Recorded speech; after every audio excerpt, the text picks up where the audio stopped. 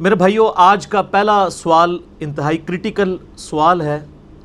یہ مجھے مختلف حلقوں کی طرف سے بھیجا گیا اور ہمارے بڑے قریبی دوست ہیں ہمارے شہزاد بھائی اور علی الاحسن نقوی بھائی، انہوں نے اسپیشلی مجھے فون کر کے کہا کہ چونکہ اس وقت پاکستانی قوم جو ہے وہ ایک تذبذب کا شکار ہے، اس حوالے سے وہ کوسچن جو انہوں نے بھیجا ہے میں اسے ورڈ بائی ورڈ فریز کر دیتا ہوں۔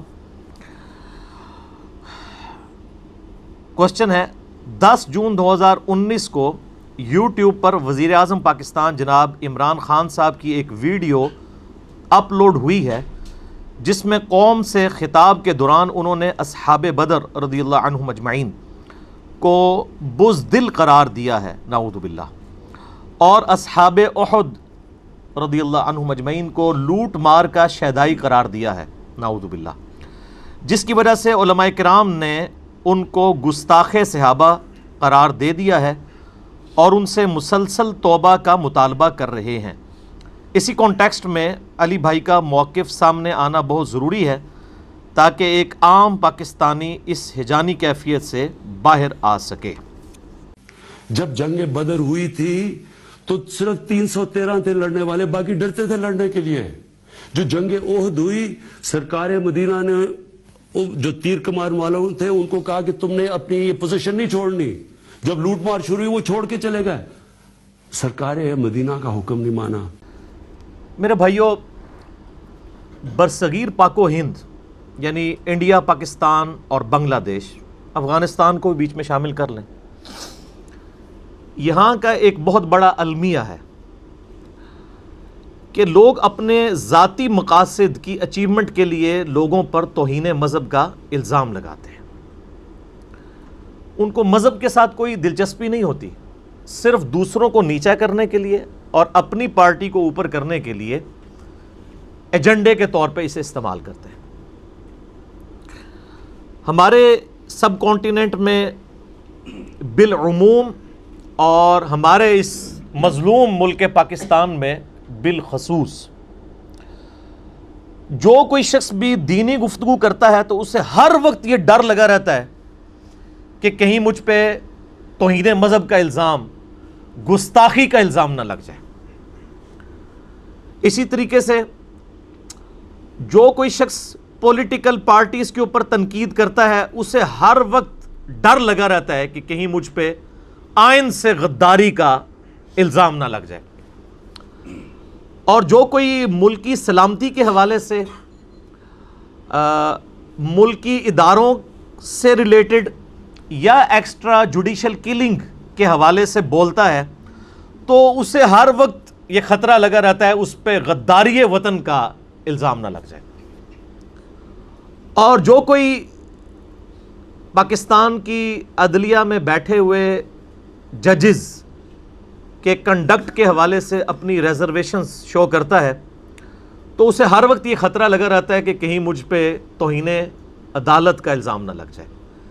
یعنی ہم کس ملک میں رہ رہے ہیں کہ ہم خطروں سے کتنے گھرے ہوئے ہیں کہ کسی بھی بات کے اوپر اپنی زبان کھولتے ہوئے ہمیں ڈر لگتا ہے کہ ہمیں کوئی نہ کوئی فتویٰ آ کے اٹیک کر دے گا، چاہے وہ گستاخی کا فتویٰ ہو، توہین عدالت کا فتویٰ ہو، ملک سے غداری کا فتویٰ ہو یا کوئی اور فتویٰ ہو۔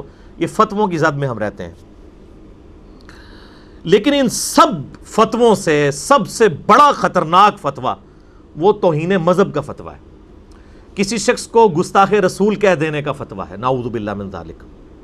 حالانکہ کوئی مسلمان سوچ بھی نہیں سکتا جس نے کلمہ پڑھا ہے، میرے جیسا گنہگار سے گنہگار شخص بھی، کہ وہ جان بوجھ کر اللہ کے محبوب صلی اللہ علیہ وآلہ وسلم کی شان میں گستاخی کرے۔ یہ گستاخی کا فتویٰ اتنا خطرناک فتویٰ ہے کہ اس کا اینڈ رزلٹ جو ہے نا وہ آپ کو درجہ شہادت پہ فائز کر دے گا۔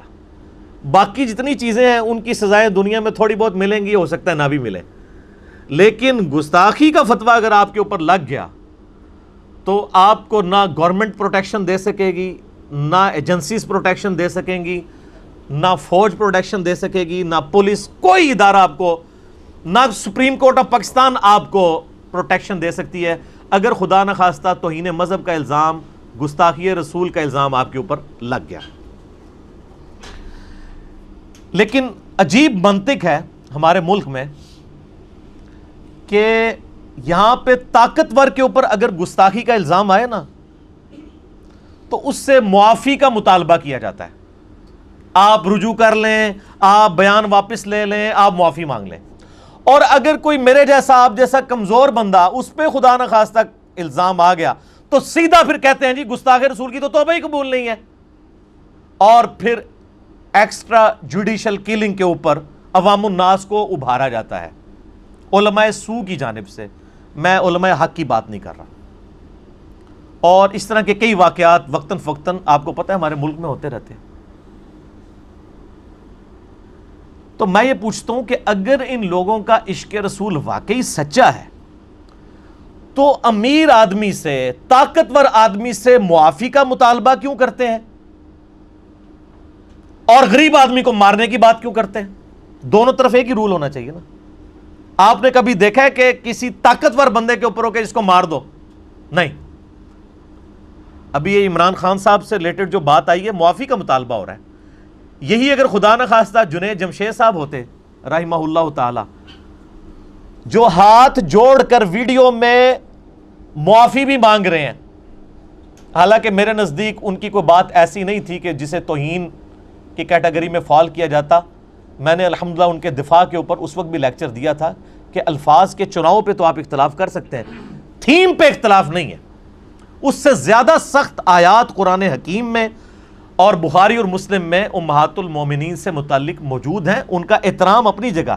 لیکن چونکہ نبی علیہ السلام کے مبارک گھرانے سے شریعت پوری امت میں جائے گی, آپ کی بیویاں بھی ڈسکس ہوں گی, آپ کی اپنی شخصیت بھی ڈسکس ہوگی, آپ کے اصحاب بھی ڈسکس ہوں گے, کیونکہ وہی تو رول ماڈل ہیں امت کے لیے. ڈسکس تو ہوں گے, اور ڈسکشن کو آپ گستاخی کا نام دے دیں تو یہ پھر بڑا خطرناک معاملہ ہے. یہ پھر بات بڑی دور تک جائے گی. تو چونکہ جنید جمشید صاحب ایک مسکین آدمی تھے, انہوں نے معافی بھی مانگ لی, تو مخالفین نے کیا کہا کہ نہیں معافی تو ہوتی ہی نہیں ہے اس کیس میں. تو سر اب پرائم منسٹر کے بارے میں بھی آپ ذرا جرت کریں نا. یعنی یہ میں کہہ نہیں رہا کہ واقعی جرت کر دے, یہ یعنی میں ایک الزامی بات کے طور پہ کر رہا ہوں. تو اور وہ بھی اس لیے کہ اس وقت وہ پرائم منسٹر ہیں. اگر وہ اپوزیشن میں بیٹھے ہوتے نا, ابھی تک درجہ شہادت پہ فائز ہو چکے ہوتے. کوئی مجاہد ملت ابھی تک جو ہے نا وہ جنت میں اپنا ٹکٹ انورٹڈ کاما میں جو وہ سمجھتا ہے اپنے زوم میں پکا کروا چکا ہوتا. لیکن وہ طاقتور ہیں, اس لیے ریکویسٹ یہی کی جا رہی ہے کہ سر آپ بیان واپس لے لیں, معافی کر لیں, یہ کر لیں, وہ کر لیں. ہمارے نزدیک تو میرے بھائیوں سورۃ الفرقان کی آیت نمبر 70 میں 70 نمبر آیت میں کیٹاگوریکل مینشن ہوا ہے کہ اس کائنات کی سب سے بڑی گستاخی وہ کیا ہے؟ اللہ کے ساتھ شرک کرنا. اگر اس سے بھی کوئی توبہ کر لے تو اللہ تعالیٰ نہ صرف اس کی توبہ قبول کرے گا بلکہ اس کے گناہوں کو بھی نیکیوں سے بدل دے گا. اللہ اکبر کبیرا والحمد للہ کثیرا وسبحان اللہ بکرۃ واصیلا. اور بھائی اللہ معاف کر دیندا ہے, مولوی نہیں معاف کرتے. بندے بڑے ڈاڈے نے, اللہ معاف کر دیتا ہے, بندے معاف نہیں کرتے, بندے بہت سخت ہیں. اور یہ توبہ کا دروازہ کب تک کھلا ہے؟ جامعہ ترمذی میں صحیح سند کے ساتھ حدیث ہے. اللہ کے محبوب صلی اللہ علیہ وآلہ وسلم نے ارشاد فرمایا, انٹرنیشنل نمبر کے مطابق 3537 نمبر حدیث ترمذی میں, کہ انسان کے اوپر جب تک نزع کا عالم طاری نہ ہو جائے, موت کے غرغرے سے پہلے بھی وہ توبہ کر لے تو اس کی توبہ قبول ہے. ہمیں گستاخ رسول کی سزا کے ساتھ کوئی ایشو نہیں ہے, ہمیں اس چیز کے ساتھ ایشو ہے کہ آپ کہتے ہیں کہ توبہ قبول نہیں ہے. توبہ کا دروازہ تو موت کے غرغرے سے پہلے کھلا ہوا ہے. کوئی دنیا کا بڑے سے بڑا انسان فتویٰ دے کے اس دروازے کو بند نہیں کر سکتا. لیکن افسوس کی بات ہے کہ ہمارے بڑوں نے پاکستان کے آئین کے اندر 295C تو داخل کی, اور ماشاءاللہ اگر آپ اس کی انگریزی پڑھیں نا, میرے جیسا بندہ جس کی پوری تعلیم انگریزی میں ہے, میکینیکل انجینئرنگ ہماری پوری کی پوری انگریزی میں, اس سے پہلے FSC بھی انگریزی میں, میں بھی اس میں آدھے سے زیادہ انگریزی کے الفاظ کا ترجمہ نہیں کر سکتا. اس کے لیے مجھے ڈکشنری کھولنی پڑے گی, اور وہ آپ اگر پڑھ کے 295C دیکھ لیں, ہم انشاءاللہ JPG میں ڈسپلے بھی کروا دیں گے. تو آپ کسی ایم اے انگلش کو بھی بٹھائیں نا، اس کو بھی کہیں ڈکشنری کھولے بغیر بتائے کہ اس میں انگریزی کے الفاظ کون سے استعمال ہوئے ہیں، اور جتنے دقیق الفاظ استعمال کیے گئے ہیں، ان الفاظ کی روشنی میں کوئی دنیا کا بندہ بچ پاتا ہے اس طرح کے ایشوز کے اوپر؟ چلیں ہم نے مانا کہ آپ نے یہ داخل کر دیا، لیکن خدا کے لیے آپ یہ بات بھول گئے کہ موت کے غرغرے تک توبہ کا دروازہ کھلا ہے. کوئی اس کی چھوٹی سی ایک شک ہی ڈال دیتے کہ اگر کسی سے گستاخی ہو گئی ہے، جو کہ ہوتی ہی اکثر نادانستگی میں ہے، جان بوجھ کے تو کوئی گستاخی نہیں کرتا، تو اس کے اوپر توبہ پیش کی جائے گی. لیکن آپ کو حیرانگی ہوگی، یہ توبہ مانتے ہی نہیں ہے. ہاں کوئی تگڑا بندہ ہو تو اس سے کہتے ہیں چل تو توبہ کر لے، وہ ایک علیحدہ معاملہ ہے. یہ توبہ کے قائل ہی نہیں ہے، اس لیے وہ شک بھی داخل نہیں کی ہوئی. حالانکہ قرآن و سنت کے میں نے سورۃ الفرقان آیت نمبر 70 اور جامعہ ترمذی انٹرنیشنل نمبر کے مطابق 3537 نمبر حدیث میں توبہ کا دروازہ موت کے غرغرے تک کھلا ہے. اسے کوئی دنیا کا مفتی، پیر، محدث، مفسر بند نہیں کر سکتا. دوسری طرف الفاظ کا چناؤ اتنا گمبھیر مسئلہ ہے کہ قرآن حکیم میں اللہ تبارک و تعالیٰ نے جو آیات نازل فرمائی ہیں، ان کا جو اردو زبان میں ترجمہ کیا گیا ہے نا، اس میں انہوں نے عربی کی اپروپریٹ ٹرانسلیشن ہی اردو میں ٹرانسفر نہیں کی ہے، صرف گستاخی کے ڈر سے. کیونکہ پبلک کو جو ان لوگوں نے کہانیاں کروائی ہوئی ہیں وہ بالکل ڈیفرنٹ ہیں. قرآن و سنت بالکل ڈیفرنٹ بات کرتا ہے. جو میں اکثر کہتا ہوں کہ کتابوں کا خدا اور ہے اور بابوں کا خدا اور ہے. کتابیں تو کچھ اور دین بتا رہی ہیں، انہوں نے تو بابوں کا دین بتایا ہوا ہے. ہم بتاتے ہیں کتابوں کا دین. کیوں؟ کیونکہ نہ میں وہابی، نہ میں بابی، میں ہوں مسلم علمی کتابی. نہ ہم کوئی سو کالڈ وہابی ہیں، کوئی علمی بات کرے اسے وہابی کہہ دیتے ہیں، نہ ہم بابوں کا دفاع کرنے والے بابی ہیں، ہم علمی کتابی مسلم ہیں الحمدللہ. تو قرآن حکیم میں چونکہ چیزیں ان کے عقائد و نظریات کے خلاف تھیں، اردو میں انہوں نے قرآن کا ترجمہ کرتے ہوئے بھی قرآن کے منہ میں اپنے الفاظ ڈال دیے. اس کی میں آپ چھوٹی سی مثال ایک دیتا ہوں. سورہ آل عمران آیت نمبر 144 بڑی مشہور آیت ہے. غزوہ احد کے موقع پر ہی نبی علیہ السلام اتنے زخمی ہوئے کہ آپ بے ہوش ہو گئے اور آپ کی شہادت کی خبر جو ہے وہ مشہور ہو گئی. اس کانٹیکسٹ میں سورہ آل عمران میں اللہ تبارک و تعالیٰ نے آیت نازل فرمائی. آیت نمبر 144 اعوذ باللہ من الشیطان الرجیم بسم اللہ الرحمن الرحیم وما محمد الا رسول قد خلت من قبلہ الرسل. محمد صلی اللہ علیہ وآلہ وسلم تو نہیں ہے مگر ایک رسول ہی، اور ان سے پہلے بھی کئی رسول گزرے ہیں. افَإِن مَاتَ، اگر یہ مر جائیں. یہ موت کا لفظ ہم اردو میں بھی استعمال کرتے ہیں، لیکن ترجمہ کرنے والوں نے ترجمہ پتہ ہے اس کا کیا کیا؟ اگر یہ وصال فرما جائیں، وفات شریف فرما جائیں، انتقال فرما جائیں. حالانکہ یہ سارے کے سارے الفاظ عربی کے ہیں، جو وصال بھی عربی کا لفظ ہے، وفات بھی عربی کا لفظ ہے. اللہ تعالیٰ نے یہ لفظ نہیں چوز کیا. اللہ نے کیا کہا؟ افَإِن مَاتَ. انہوں نے کہا نا یہ تو گستاخی ہے، اس کو چینج کرو. او قتل انقلبتم علی اعقابکم، یا قتل کر دیے جائیں تو کیا تم اپنے دین سے الٹے قدم پھر جاؤ گے؟ جو کوئی اپنے دین سے الٹے قدم پھرے گا وہ اللہ کا کوئی نقصان نہیں کرے گا، اور اللہ تعالیٰ شاکرین کو، ثابت قدم رہنے والوں کو جزا دے گا. یہ سورہ آل عمران آیت نمبر 144. انہوں نے ماتا کا ترجمہ کر دیا انتقال، وصال، اور قتیلہ کا ترجمہ کر دیا شہید. حالانکہ شہید خود عربی کا لفظ ہے. قتل کا ترجمہ کرتے ہوئے انہوں نے کہا یہ تو گستاخی ہو جائے گی، حالانکہ کوئی حرج نہیں ہے. ہم سیدنا امام حسین رضی اللہ تعالیٰ عنہ علیہ السلام کو ان کے بارے میں اکثر شعر بھی پڑھ دیتے ہیں نا، قتل حسین اصل میں مرگ یزید ہے. شہادت حسین تو نہیں کہہ رہے ہوتے، کوئی فرق نہیں پڑتا. قتل کا لفظ کوئی گستاخی نہیں ہے، لیکن آپ ویسے بول دیں تو گستاخی شمار ہوتا ہے. اور سر اس آیت سورہ آل عمران آیت نمبر 144 کے کانٹیکسٹ میں ایک حدیث ہے صحیح بخاری کے اندر، انٹرنیشنل نمبر کے مطابق 4454. وہ اتنی خطرناک الفاظ ہیں اس حدیث میں کہ یہ لوگ اپنی پبلک کے سامنے وہ الفاظ بھی بول کے بیان نہیں کر سکتے، اور اگر حدیث کے بغیر بیان کرے تو ان احادیث کے الفاظ پہ 295C لگ جائے پاکستان کے اندر. 4454 انٹرنیشنل نمبر کے مطابق اسلام 360 میں جا کے چیک کر لیں، PDF چیک کر لیں، عربی کتابیں جو ہیں ان کو آپ چیک کر لیں. یہ انٹرنیشنل نمبر میں آپ کو بتا رہا ہوں. بیروت کا سعودی عرب کی جو احادیث کی کتابیں چھپ رہی ہیں یا پاکستان میں دارالاسلام کی، اس میں الفاظ ہیں. بڑی لمبی حدیث ہے، میں اس کا پورشن ایک ڈسکس کروں گا تاکہ آج کی گفتگو کو میں جلدی کنکلوڈ کروں.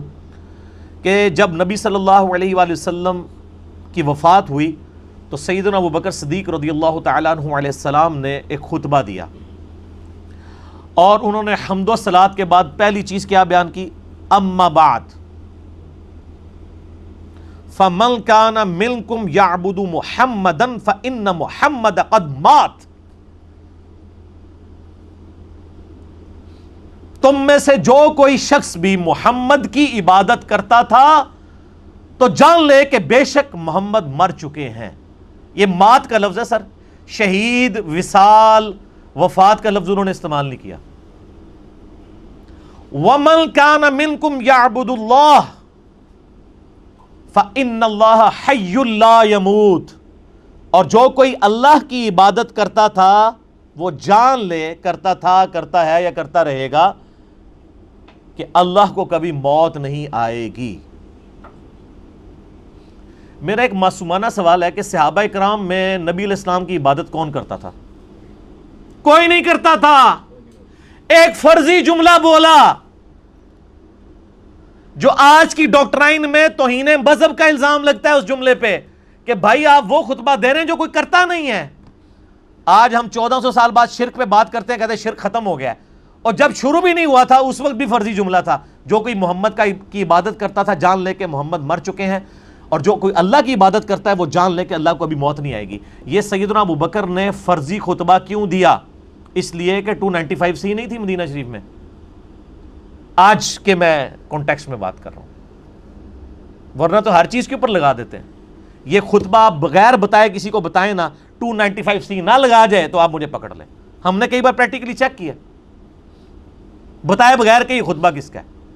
یہ پہلا جملہ بولا فرضی، اور اس کے بعد انہوں نے کہا، میں دلیل میں آیت انہوں نے پڑھی سورہ آل عمران آیت نمبر 144، وہی جو میں نے پڑھی، وما محمد الا رسول قد خلت من قبلہ الرسل افإن مات او قتل انقلبتم علی اعقابکم.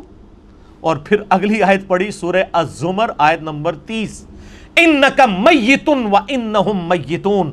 اے نبی تمہیں بھی مرنا ہے اور تمہارے مخالفین کو بھی مرنا ہے، پھر اللہ کے حضور تمہارے اس جھگڑے کا فیصلہ ہو جائے گا. یہ آیت پڑھی اور اپنی بات کی دلیل میں 2 آیات پیش کی. آج کوئی یہ بات کر کے یہ الفاظ کا چناؤ کر کے دیکھے تو سر پھر میں مجبوراً کہتا ہوں نا کہ کتابوں کا دین اور ہے اور بابوں کا دین اور ہے. اسی لیے جب ہمارے لوگ قرآن و حدیث ڈائریکٹ پڑھتے ہیں تو وہ علماء سے جا کے پوچھتے ہیں، سر آپ تو یہ بتا رہے تھے، وہ آگے کہتے ہیں اسی لیے تو کہتے ہیں قرآن و حدیث ڈائریکٹ نہیں پڑھنا چاہیے، بندہ گمراہ ہو جاتا ہے. گمراہ نہیں ہوتا، سیدھی لائن پہ آ جاتا ہے، گمراہی سے نکل جاتا ہے. تم نے جو کہانیاں کروائی ہوئی تھی نا وہ دین اور ہے، اور جو اللہ کے محبوب صلی اللہ علیہ وآلہ وسلم امت کو دین دے کے گئے ہیں صحابہ کرام علیہم رضوان اور اہل بیت علیہم السلام کے ذریعے، وہ دین اور ہے. اس لیے وہ پھر نہ اس چکر میں پڑ جاتے ہیں. میرے بھائیو، قرآن حکیم میں اللہ تعالیٰ نے سورۃ الاعراف میں آیت نمبر 27 میں قصہ آدم اور ابلیس بیان کیا. ویسے قصہ آدم اور ابلیس قرآن حکیم میں کم از کم 7 دفعہ ڈسکس ہوا ہے. سورۃ الاعراف میں ذرا ڈیٹیل ہے، اور اس کی 27 نمبر آیت میں اللہ نے جا کے یہ بیان فرمائی حکمت کہ ہم تم سے قصہ آدم اور ابلیس اس لیے بیان کر رہے ہیں کہ اے اولاد آدم، دیکھنا جس طرح تمہارے ماں باپ کو شیطان نے ورغلا دیا تھا تمہیں کہیں ورغلا نہ دے. اس لیے ہم قصہ آدم اور ابلیس بیان کر رہے ہیں.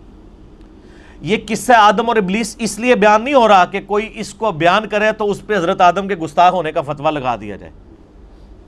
حضرت آدم کی غلطی معاف نہیں ہو چکی؟ تو پھر اللہ تعالیٰ بار بار ان کی غلطی کا ذکر کیوں کرتا ہے؟ تاکہ ہم عبرت حاصل کریں. عبرت رول ماڈل تو انہیں کو لے کے چلنا ہے نا. آدمی کون ہوتا ہے؟ جس کی نسبت آدم کے ساتھ جڑ جائے. اور آدم کا طریقہ کیا ہے کہ غلطی ہو جائے تو کوئی جسٹیفیکیشن نہ دے, فوراً معافی مانگ لے. اور شیطان کا طریقہ یہ ہے کہ وہ اپنی غلطی کے اوپر جسٹیفیکیشن دینا شروع کرتے ہیں, اللہ کی طرف رجوع نہ لائے. تو قصے آدم اور ابلیس کو بیان کرنے کو اگر کوئی عصمت انبیاء کے منافی سمجھے تو اپنے دماغ کا علاج کروائے. حضرت یوسف علیہ السلام کے بھائیوں کا جو ذکر ہوا کہ انہوں نے کس طریقے سے اپنے بھائی کے ساتھ غداری کی, تو وہ کیا کافر تھے بھائی؟ پیغمبر کے بھائی تھے, ان کا باپ پیغمبر تھا, یعقوب بن اسحاق بن ابراہیم علیہ السلام اجمعین. وہاں تو کبھی کوئی برادران یوسف کے اوپر بات کرتے ہوئے یہ نہیں کہتا کہ یار یہ تو صحابی کی گستاخی آپ کر رہے ہیں. وہ سارے صحابہ تھے جنہوں نے حضرت یوسف علیہ السلام کے ساتھ سب کچھ کیا. کافر تو نہیں تھے نا, کلمہ گو تھے نا, نبی کے بیٹے تھے تو صحابی تو ہوئے نا. صحابی سے بھی اوپر کی چیز نبی کے بیٹے, کافر تو نہیں, مواحد تھے, اللہ کے ماننے والے تھے.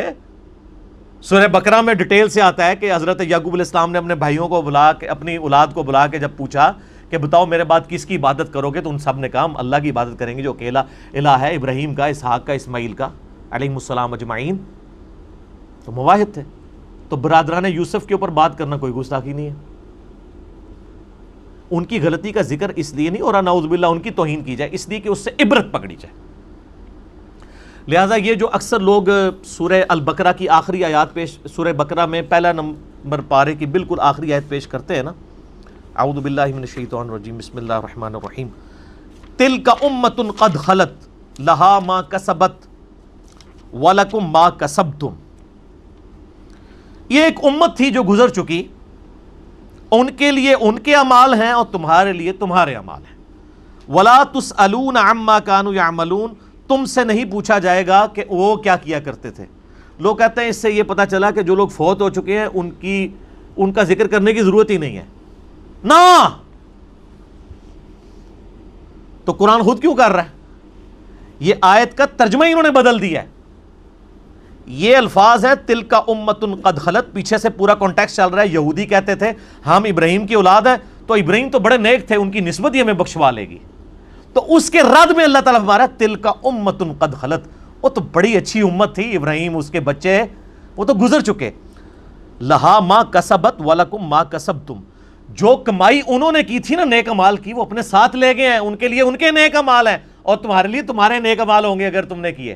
ولا تسألون عما كانوا يعملون, اور تم سے یہ نہیں پوچھا جائے گا کہ انہوں نے کیا نیک امال کیے تھے, تم سے یہ پوچھا جائے گا کہ تم کیا کر کے لائے ہو. اگر اس سے مراد برے اعمال ہوتا تو یہ آیت اس طرح ہوتی, تلک امۃ قد خلت علیہا ما کسبت, ان پر وبال ہے ان کی برائیوں کا جو گزر چکے. وعلیکم ما کسبتم, اور تم پہ تمہاری برائیوں کا وبال ہوگا.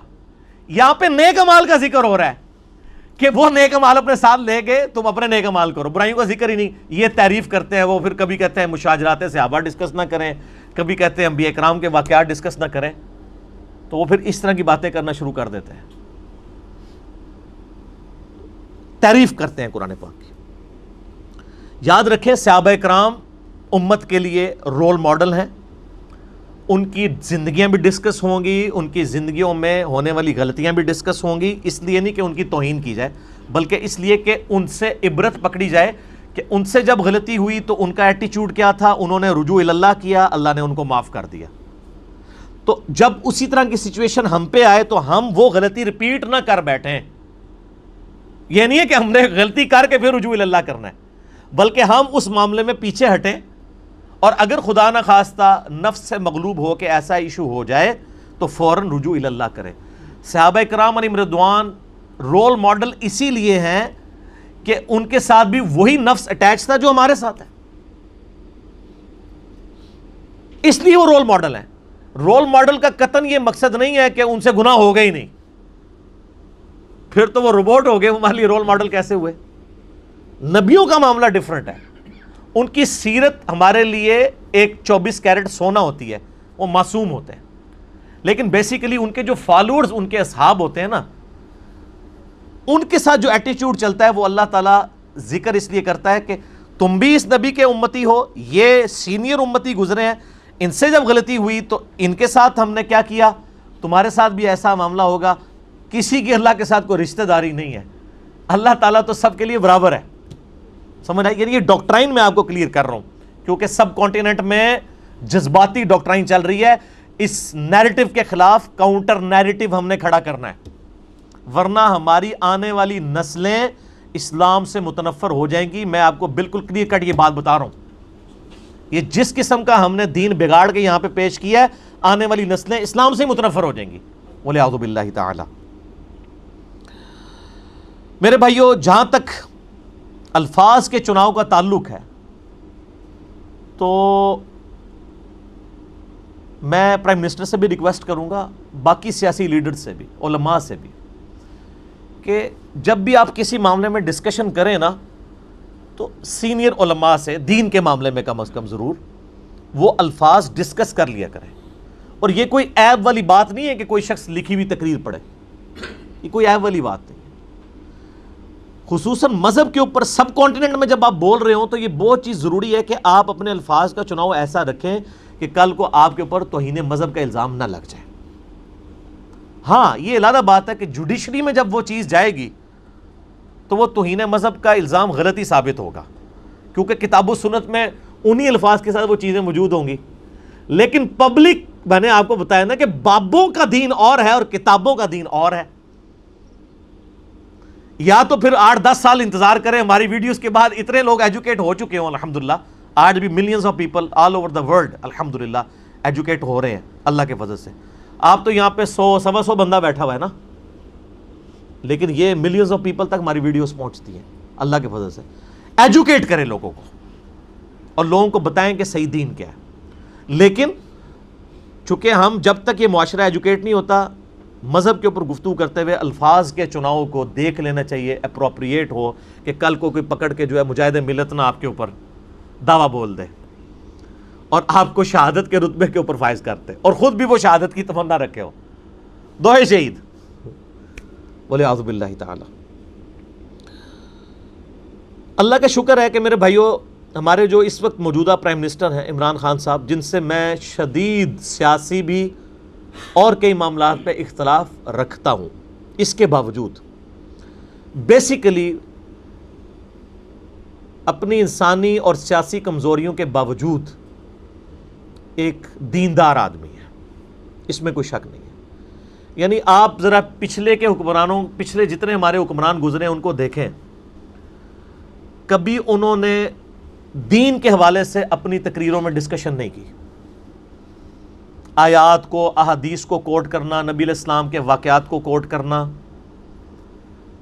ریاست مدینہ کی بات کرنا، باقی جو ان کے دل کا اور اللہ کا معاملہ ہے وہ ہم نے ڈیپ ڈگ نہیں کرنا، ہم تو ظاہر کے اوپر بات کریں گے. یہ میں سمجھتا ہوں کہ کلچرلی ایک ٹرینڈ سیٹر ہمارے اس وقت کے موجودہ پرائم منسٹر ہیں کہ انہوں نے کم از کم کتاب و سنت کے ریفرنسز کی بات تو کرنی شروع کی ہے. ایک حکمران کے منہ سے ہم یہ بات سن رہے ہیں، اور وہ حکمران ایسا نہیں ہے کہ وہ جماعت اسلامی سے نکلا ہوا ہو یا مولانا فضل الرحمان صاحب کی پارٹی سے نکلا ہو، ایسا نہیں ہے. وہ حکمران ایسا ہے کہ جس نے پوری دنیا دیکھی ہے، اینڈ پہ وہ اللہ کی طرف آیا.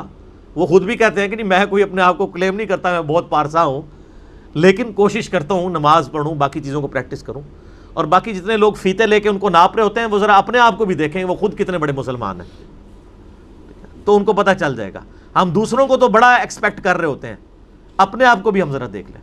تو یہ شکر ادا کرنا چاہیے کہ اگر کوئی مذہب کے اوپر بات کر رہا ہے، یہ اس قسم کا ایٹیچیوڈ اگر ہم اڈاپٹ کریں گے تو اس کا مطلب یہ ہے کہ ہم یہ میسج دینا چاہ رہے ہیں کہ آندہ کوئی حکمران بھول کے بھی قرآن و سنت کی بات نہ کرے، ورنہ اسی تیار بیٹھے ہیں. یہ ڈرا رہے ہیں نا لوگوں کو. پھر ان باتوں کے اوپر جو انہی الفاظ کے ساتھ کتاب و سنت میں، بلکہ اس سے زیادہ سخت الفاظ کے ساتھ وہ چیزیں کتاب و سنت میں موجود ہیں، آپ وہ تو پبلک کو پڑھ کے نہ بتائیں، اور آپ جو ہے وہ ویسے ڈنڈا لے کے پیچھے پڑھ دیں.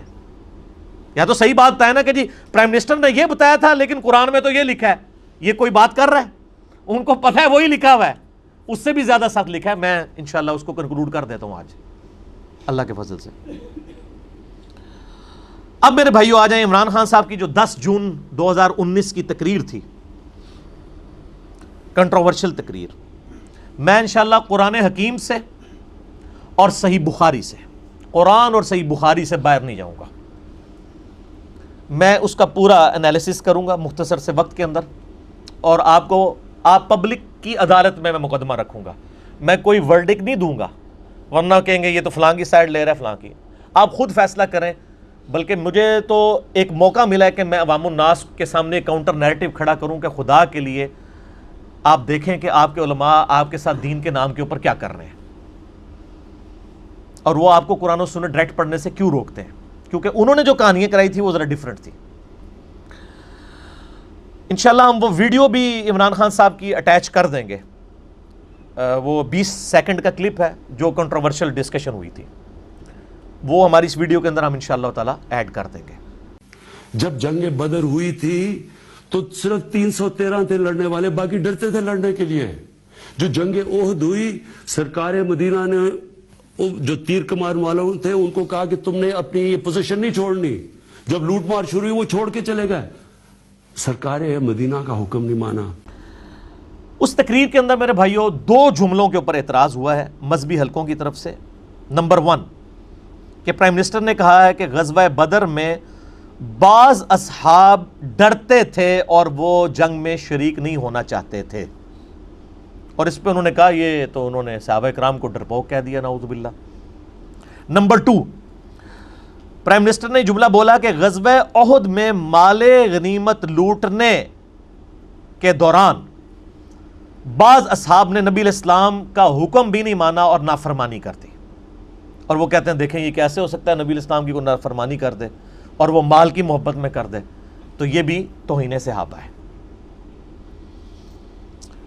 میں اب اس کا کرٹیکل علمی انالیسس کرتا ہوں، جذباتی انالیسس نہیں سر، علمی، انٹلیکچولی. پہلی چیز آ جائیں غزوہ بدر کے حوالے سے جو سٹیٹمنٹ ہے، پرائم منسٹر کی جو سٹیٹمنٹ ہے وہ بہت ہلکی ہے.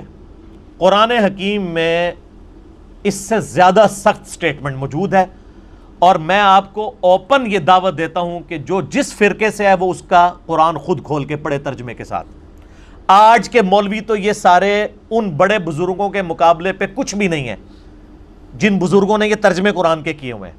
اگر کوئی بریلوی ہے تو احمد بریلوی صاحب کا ترجمہ پڑھ لے، اگر کوئی دیوبندی ہے تو اشرف علی تھانوی صاحب کا ترجمہ پڑھ لے، اگر کوئی اہل حدیث ہے تو مولانا جونا گڑھی صاحب کا ترجمہ پڑھ لے. یعنی میں ان کے اپنے فرقوں کے بزرگوں کے نام بتا رہا ہوں. اور اگر کوئی اہل تشیع ہے تو سید فرمان علی شاہ صاحب کا ترجمہ پڑھ لے. اور اگر کوئی سادہ سا مسلمان ہے، کوئی سادہ بات سمجھنا چاہتا ہے تو فتح محمد جلندری صاحب کا یا مولانا مودودی رحمہ اللہ تعالیٰ کا ترجمہ پڑھ کے دیکھ لیں. یہ آپ سارے ترجمے پڑھ لیں، ایک ہی جیسی بات لکھی ہوئی ہوگی. غزوہ بدر کی لائیو کمنٹری سورۃ الانفال کے اندر آئی ہے. غزوہ احد کی لائیو کمنٹری سورہ آل عمران کے اندر آئی ہے. غزوہ خندق کی لائیو کمنٹری سورہ الاحزاب کے اندر آئی ہے. اور غزوہ تبوک کی لائیو کمنٹری سورہ التوبہ کے اندر آئی ہے.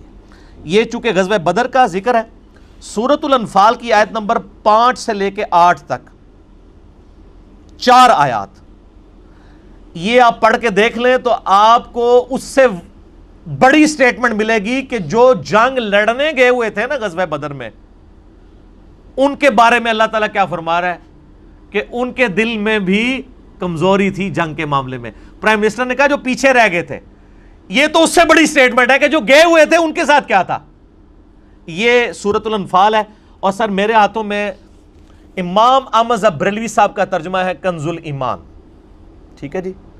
چونکہ پاکستان، انڈیا، بنگلہ دیش میں بریلوی زیادہ تعداد میں ہیں، اور وہ یہ سمجھتے بھی ہیں کہ اس وقت کسی کے بارے میں سرٹیفکیٹ دینا کہ کون عاشق رسول ہے اور کون گستاخ رسول ہے، یہ ذمہ داری ہمارے پاس ہے. تو اعلیٰ حضرت امام رضا بریلوی المتوفیٰ 1340 ہجری بمطابق 1921 میں ان کی ڈیتھ ہوئی. یہ ان کا ترجمہ ہے جو کہا جاتا ہے کہ اس روئے عرض پہ اس سے زیادہ مؤدب ترجمہ کوئی نہیں ہے. ٹھیک ہے. کلیم کرنے والے بھی کروڑوں لوگ ہیں. تو سر میں ورڈ بائی ورڈ یہ ترجمہ یہیں سے پڑھتا ہوں. ویسے تو مجھے الحمدللہ عربی آتی ہے، بڑے اچھے طریقے سے میں فلوئنٹلی ترجمہ کر سکتا ہوں، لیکن بزرگوں سے پوچھ کے چلتے ہیں تاکہ بزرگوں کے ماننے والے ہم پہ اعتراض نہ کریں.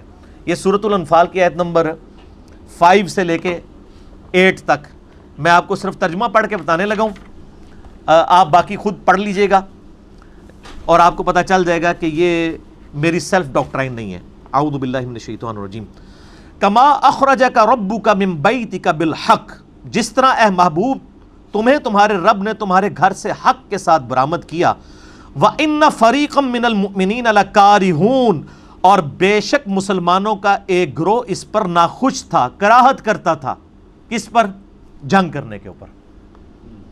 يُجَادِلُونَكَ فِي الْحَقِّ, سچی بات میں تم سے جھگڑتے تھے. جو جنگ کرنے گئے ہوئے تھے وہ بھی اے اللہ کے نبی آپ کے ساتھ جھگڑ رہے تھے جنگ کے معاملے میں.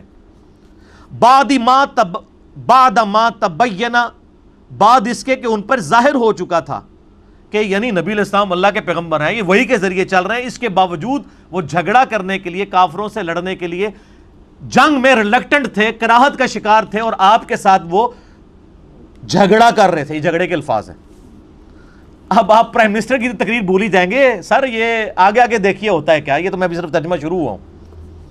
کأنما یساقون الی الموت, اور ان کی حالت گویا یہ تھی کہ وہ آنکھوں سے موت دیکھ رہے ہوں اور موت کی طرف ہانکے جا رہے تھے. وہم ینظرون, اور وہ دیکھ رہے تھے, ان کو اپنی موت نظر آ رہی تھی جنگ لڑتے. سر انسان ہے نا, موت سے تو ہر بندے کو ڈر لگتا ہے. یہاں پٹاخہ چھوٹے تو سارے ایک دم ایسے نہیں ہو جائیں گے, کوئی کتنا بڑا ولی اللہ بھی بیٹھا ہو. سارے انسان اللہ نے ایک رکھا ہے انسان, اور یہی یعنی انسان کو زندہ رہنے کے لیے چیز جو ہے وہ اللہ تعالیٰ نے دی ہے, تبھی تو انسان زندگی کے لیے تگ و دو کرتا ہے. وَإِذْ يَعِدُكُمُ اللَّهُ إِحْدَى الطَّائِفَتَيْنِ, اور یاد کرو جب اللہ نے تمہیں وعدہ دیا تھا کہ ان دونوں گروہوں میں سے ایک تمہیں ملے گا.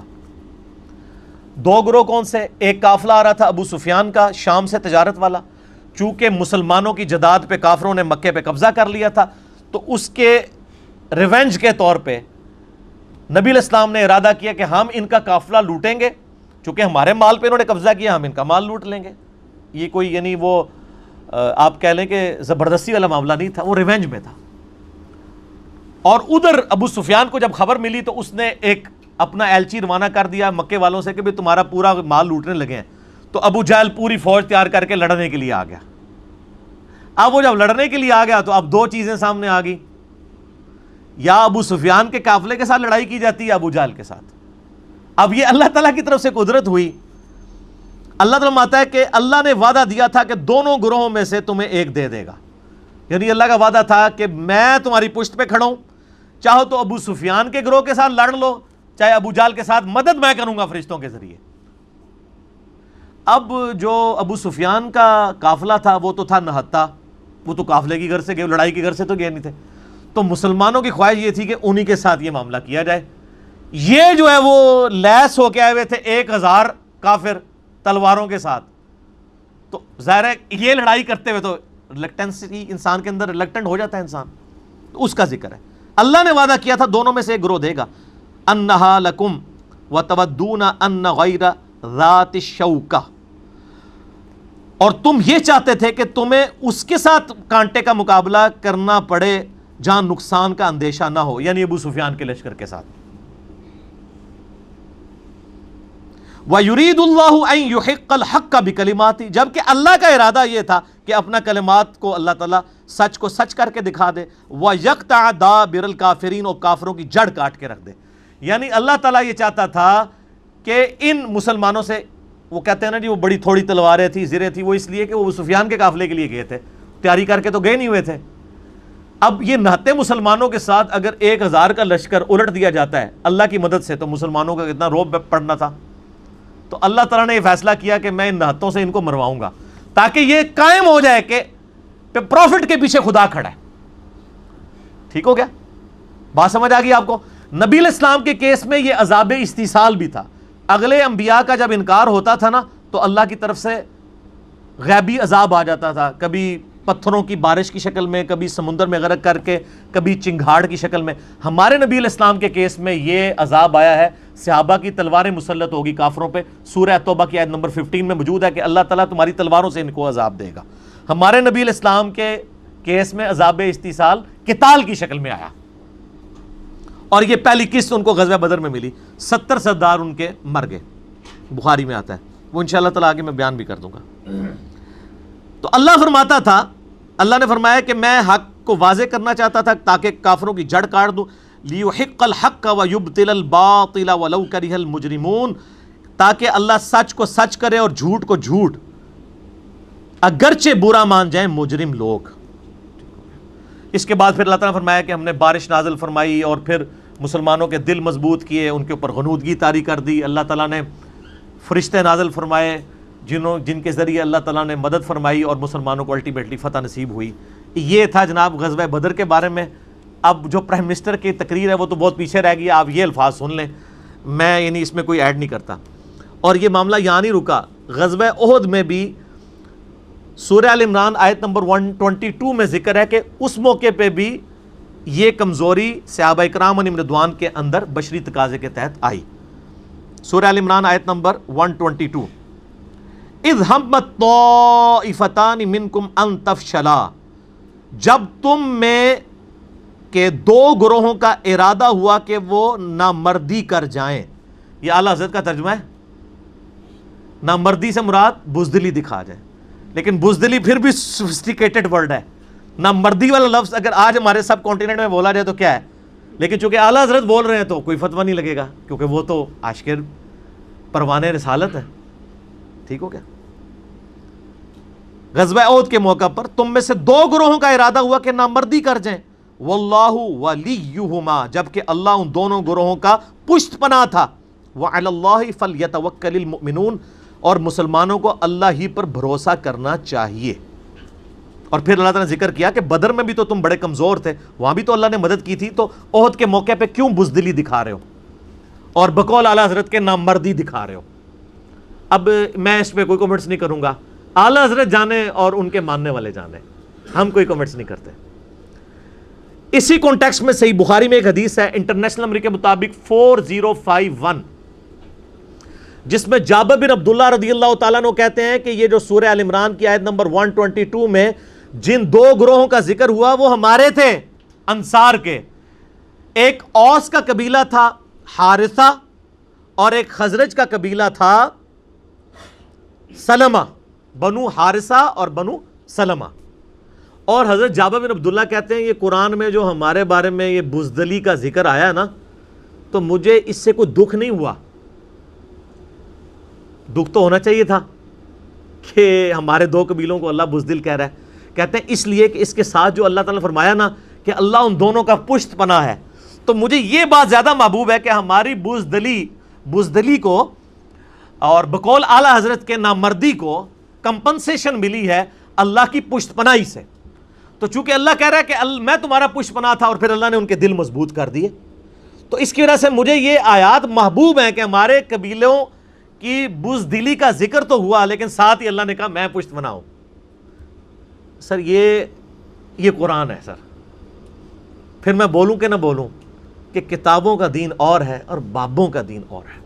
اس لیے آپ جھوم کے نا صبح شام ایک دفعہ کہا کریں کیا کہ نہ میں وابی نہ میں بابی, میں ہوں مسلم علمی کتابی. ٹھیک ہو گیا. پہلی سٹیٹمنٹ کلیئر ہو گئی. اب دوسری سٹیٹمنٹ کی طرف آئیں جو سورہ آل عمران میں ڈیٹیل کے ساتھ غزوہ احد کا ذکر ہے. آپ حیران ہوں گے کہ غزوہ احد کی ڈیٹیل کمنٹری غزوہ احد کے فوراً بعد سورہ آل عمران میں 60 آیات میں نازل ہوئی ہے. آیت نمبر 121 سے لے کے 180 تک مسلسل 60 آیات غزوہ احد میں جو مسلمانوں سے ایشوز مس ہینڈل ہوئے اس کی کمنٹری پہ آئے ہیں. اس کی ایک خاص وجہ تھی. اللہ تو یرموک اور قادسیہ دیکھ رہا تھا نا کہ میں نے اس مختصر سی جماعت کو اٹھا کے دو سپر پاورز الٹنی ہیں, رومن امپائر اور پرشین امپائر. رومن امپائر کے خلاف فیصلہ کن جنگ ہوئی ہے جنگ یرموک, اور پرشین امپائر کے خلاف فیصلہ کن جنگ قادسیہ سیدنا عمر کے دور میں. وہ جنگیں اللہ کو تو نظر آ رہی تھی نا, مسلمانوں کو تو نہیں پتا تھا کہ ایسا موقع آئے گا اور کب آئے گا.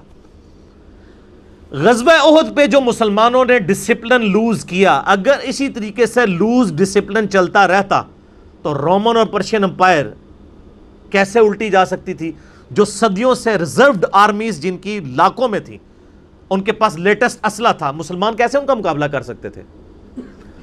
تو غزوہ احد کے موقع پہ جو اللہ تعالیٰ نے کلاس لی ہے نا مسلمانوں کی، وہ کلاس لینا ہی بیسیکلی جنگ یرموک اور قادسیہ اور اس کے بعد والی فتوحات کے لیے ایک ٹرینڈ سیٹر بن گئی۔ 60 آیات ایک ایک چیز کے اوپر تبصرہ ہو رہا ہے۔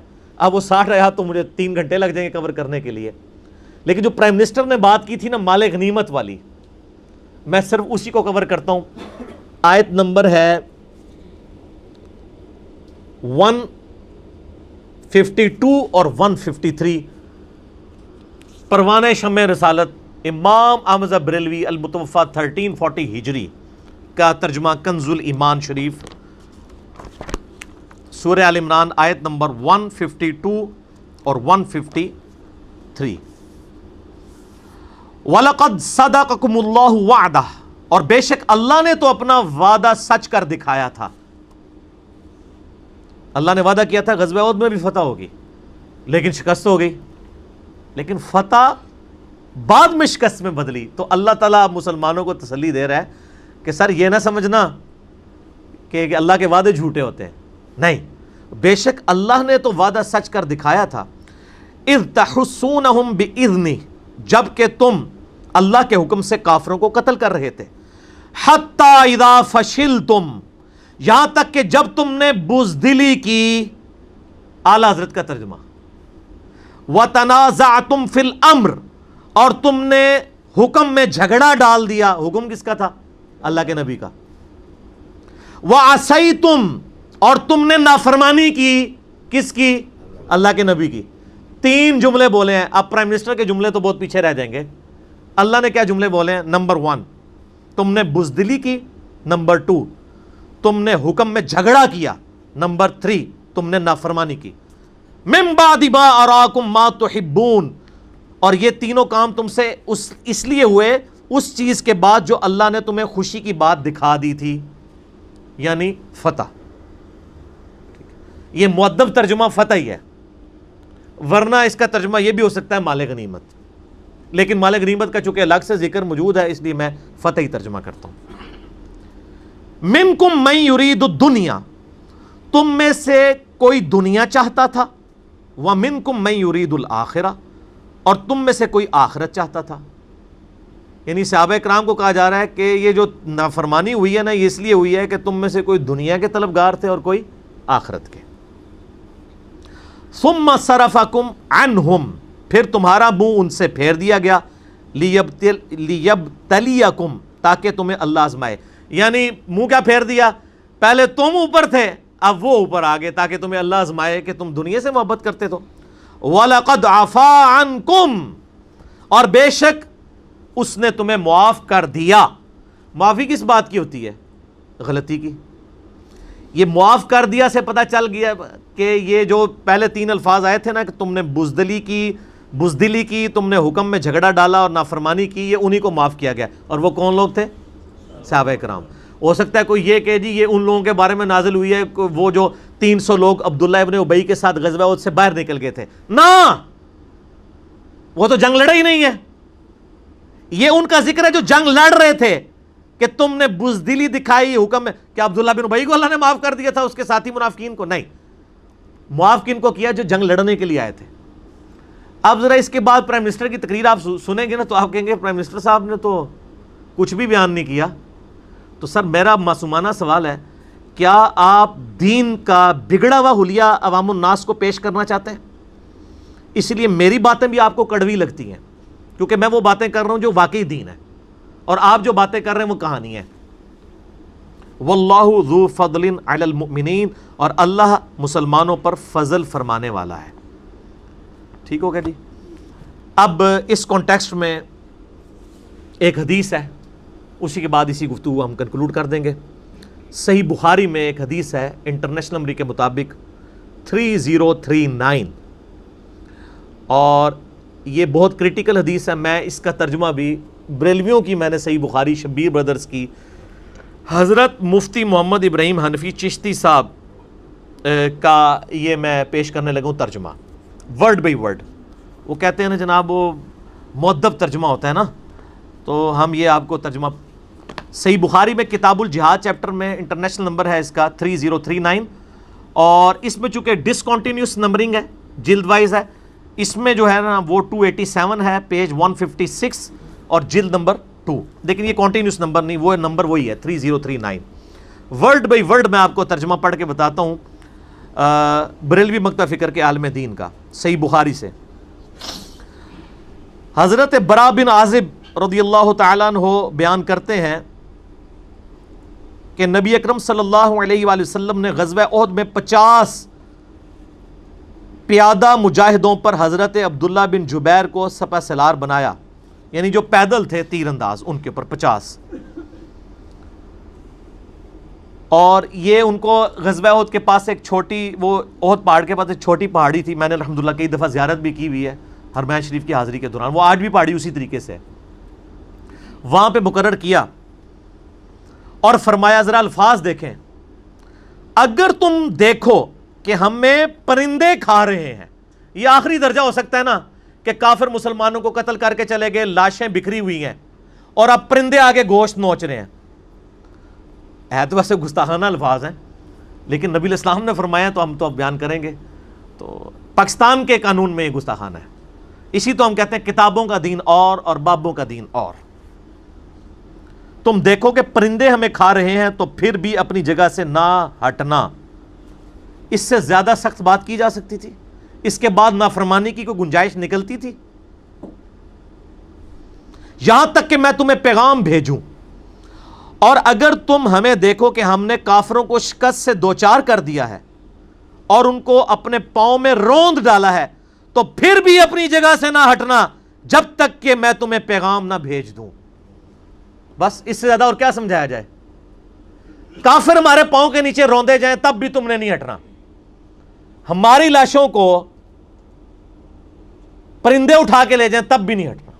ظاہر نبی علیہ السلام فرماتے ہیں میرے حکم کا انتظار کرنا اس میں بلائٹ تھا کہ اللہ نے وحی کے ذریعے حضور علیہ السلام کو یہ بتا دیا تھا کہ آپ محفوظ رہیں گے، تبھی آپ نے پیغام بھجوانا تھا نا۔ ہمارے سے مراد ہے میرے ساتھیوں کی لاشوں کو۔ لہٰذا مسلمانوں نے کفار کو شکست دے دی۔ حضرت برا بن عازب نے کہا کہ اللہ کی قسم میں نے دیکھا کفار کی عورتیں دوڑ رہی ہیں، ان کی پازیب اور پنڈلیاں ننگی ہو رہی ہیں اور اپنے کپڑے اٹھائے ہوئے تھیں۔ حضرت عبداللہ بن جبیر کے ساتھیوں نے کہا اے لوگو غنیمت کا مال لے لو، اے لوگو غنیمت کا مال لے لو، یعنی کافر جو اپنا ساز و سامان چھوڑ کے جاتے ہیں وہ مال غنیمت، اس کو لے لو، تمہارے ساتھی غالب آ گئے ہیں اور تم کس چیز کا انتظار کر رہے ہو؟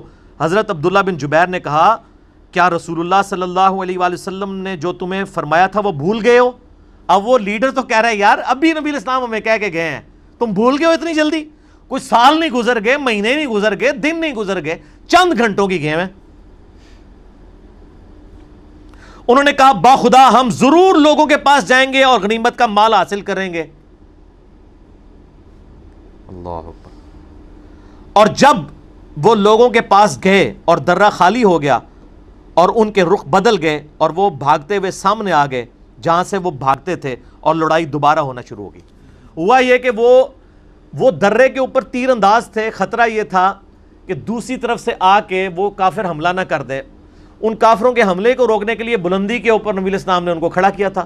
خالد ابن ولید ابھی تک مسلمان نہیں ہوئے تھے، انہوں نے یہ منظر دیکھ لیا کہ یہ درہ خالی ہو گیا تو وہ انہوں نے ادھر ہی لوگا، ان کا جنگ ختم نہیں ہوئی ابھی، اپنے لوگوں کو روکا اور درے کے پیچھے سے جا کے حملہ کیا اور مسلمانوں کو شہید، اور اتنا نقصان ہوا حتیٰ کہ نبی علیہ السلام کے 4 دانت بھی شہید ہو گئے۔ صحیح بخاری مسلم دونوں میں آتا ہے اور ڈیٹیل کے، اب وہ اتنی دردناک چیزیں میں آج وہ ڈسکس نہیں کرنا چاہتا، پھر میں اپنے جذبات پہ قابو نہیں رکھ سکتا۔ یہ ساری چیزیں دا میسج فلم کے اندر بھی فلمائی گئی ہیں، اور عمر سیریز جو قطر والوں نے اہل سنت نے 30 اقساط کے اوپر ریکارڈ کروائی ہے عربی کے اندر، اس میں بھی یہ سب کچھ فلمایا ہے انہوں نے۔ تو صحابہ کرام شکست کھا گئے۔ یہی اللہ کا ارشاد گرامی ہے کہ جب رسول اللہ صلی اللہ علیہ وآلہ وسلم پیچھے والی جماعت میں ان کو بلا رہے تھے، یعنی قرآن پاک میں وہ کہتے ہیں یہ جو آیت نازل ہوئی ہے کہ نبی علیہ السلام ان کو بار بار بلا رہے تھے، یہ آیت مجھ سے سکپ ہو گئی تھی، میں نے 151 152 تو پڑھ دی تھی، یہ 153 آیت بھی ہے سورہ آل عمران کی جس کا یہاں پہ اس حدیث میں ذکر ہے، وہ میں آیت بھی پڑھ دیتا ہوں۔ اذ تسعدون ولا تلوون جب تم منہ اٹھائے چلے جاتے تھے اور پیٹھ پھیر کر کسی کو نہ دیکھتے تھے. علی احد والرسول یدعوکم، اور دوسری جماعت میں ہمارے رسول تمہیں پکار پکار کے واپس بلا رہے تھے. فی اخراکم فاصابکم غما بغم لکی لا تحزنوا علی ما فاتکم ولا ما اصابکم واللہ خبیر بما تعملون. تو تمہیں غم کا بدلہ غم دیا اور معافی اس لیے سنائی کہ جو ہاتھ سے گیا اور جو افتاد پڑی اس کا رنج نہ کرو، اور اللہ کو تمہارے کاموں کی خبر ہے. اس آیت کا ذکر سورہ ال عمران کی آیت نمبر 153 کا برا بن عازب نے کیا کہ اللہ تعالیٰ فرما رہا ہے کہ میں نے غم پہ غم دیا. غم پہ غم کیا آیا کہ نبی علیہ السلام کی شہادت کی خبر مشہور ہو گئی. اب وہ غم کے اوپر غم تھا تو پھر تو ان کو اپنی شکست تو بھولی گئی، مشکلیں پڑی اتنی کہ آسان ہو گئی. یہ قرآن سے ہی ڈیڈکٹ کیا گیا یہ شعر کہ اتنی تکلیف آئیں کہ پھر چھوٹی موٹی تکلیفیں تو محسوس ہی نہ ہو. نبی علیہ السلام کی شہادت کی جو خبر، تو یہ برا بن عازب نے یہ آیت پڑھی اور نبی اکرم صلی اللہ علیہ وآلہ وسلم کے ساتھ صرف 12 آدمی رہ گئے. 700 صحابہ میں سے صرف 12 بندے حضور علیہ السلام کے ساتھ رہ گئے، اور انہوں نے ہمارے 70 آدمی شہید کر دیے. نبی اکرم صلی اللہ علیہ وآلہ وسلم اور آپ کے صحابہ اکرام نے جنگ بدر میں ان کے 140 افراد قابو کر لیے تھے، 70 آدمی قید کر لیے تھے اور 70 قتل ہوئے تھے.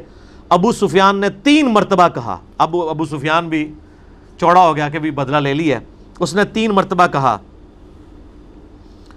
کیا لوگوں میں محمد ہیں؟ تو نبی اکرم صلی اللہ علیہ وسلم نے ان کو جواب دینے سے منع فرما دیا.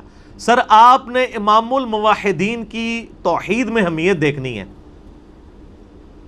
نبی علیہ السلام اپنی ذات کی خاطر جواب ہی نہیں دے رہے. ابو سفیان نے 3 دفعہ کہا کہ محمد ہیں، آپ علیہ السلام نے فرمایا جواب نہیں کسی نے دینا. پھر اس نے 3 دفعہ کہا کیا لوگوں میں ابن ابی قحافہ یعنی سیدنا ابوبکر صدیق ہیں؟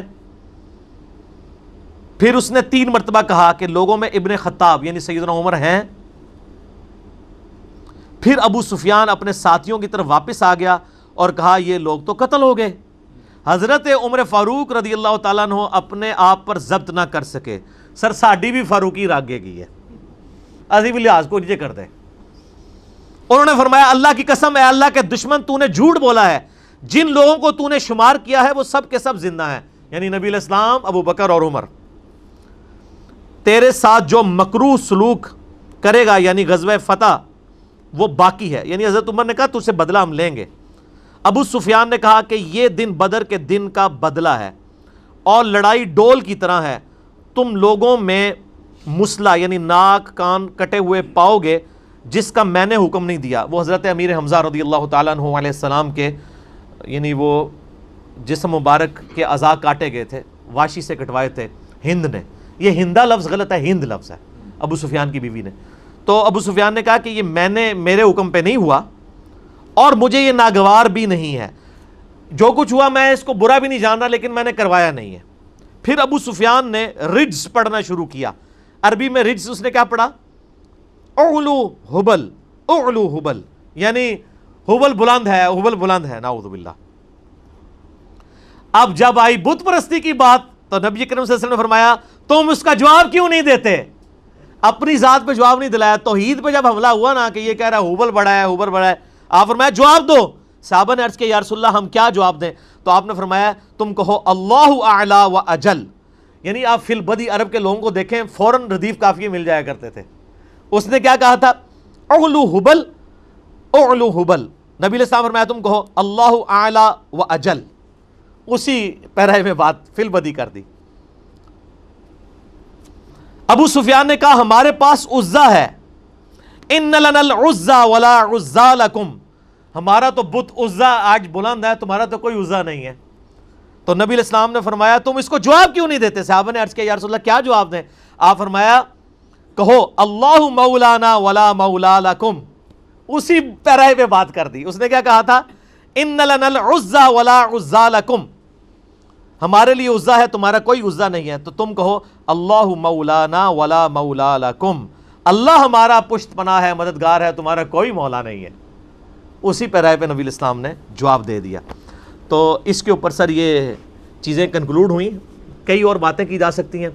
میں اپنی گفتگو کو اینڈ پہ ہیپی اینڈنگ کرنے کے لیے 2 احادیث کے اوپر کنکلوڈ کرتا ہوں. پہلی حدیث صحیح بخاری اور مسلم کی متفق علیہ حدیث ہے. صحیح بخاری میں انٹرنیشنل نمبر کے مطابق 4274 کہ نبی صلی اللہ علیہ وآلہ وسلم نے فرمایا کہ اللہ تعالیٰ نے اصحاب بدر کی اگلی اور پچھلی ساری خطائیں معاف کر دی ہیں، چاہے جو مرضی کریں. یہ پروٹوکول ہے. اور دوسری حدیث بھی صحیح بخاری میں ہے، انٹرنیشنل نمبر کے مطابق 3992. حضرت جبرائیل علیہ السلام انسانی شکل میں آ کے نبی علیہ السلام سے پوچھتے ہیں کہ اے اللہ کے نبی علیہ السلام، آپ کے صحابہ کرام میں سب سے افضل کون ہے؟ تو نبی علیہ السلام فرماتے ہیں میرے وہ اصحاب جو بدر میں میرے ساتھ شامل تھے. تو حضرت جبرائیل علیہ السلام کہتے ہیں کہ ہم فرشتوں میں بھی سب سے افضل فرشتے وہ ہیں جو آپ کے ساتھ غزوہ بدر میں شریک ہوئے تھے. اللہ اکبر. یعنی فرشتوں کو بھی نبی علیہ السلام کی نسبت کی وجہ سے عروج مل رہا ہے. اصحاب بدر کون؟ جو نبی علیہ السلام کے ساتھی. اور جو فرشتے اللہ کی طرف سے سورۃ الانفال میں آیا، سورہ آل عمران میں مدد کے لیے اترے تھے صحابہ اکرام کی، وہ فرشتے باقی سارے فرشتوں سے افضل ہیں ہمارے نبی کی نسبت کی وجہ سے. اللہم صلی علی محمد وعلی آل محمد کما صلیت علی ابراہیم وعلی آل ابراہیم انک حمید مجید.